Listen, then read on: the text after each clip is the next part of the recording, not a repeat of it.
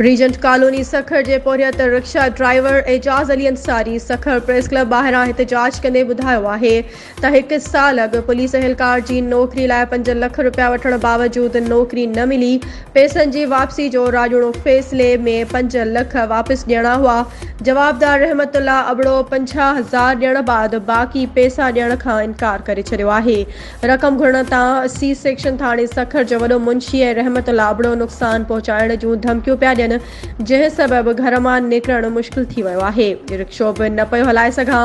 हुन SSP सखर ऐं ॿियनि इख़्तियारनि खे जवाबदारनि ख़िलाफ़ कार्रवाई कराए ॾिनल रक़म वापसि ॾियारे इंसाफ़ ऐं तहफ़ुज़ जी अपील कई आहे।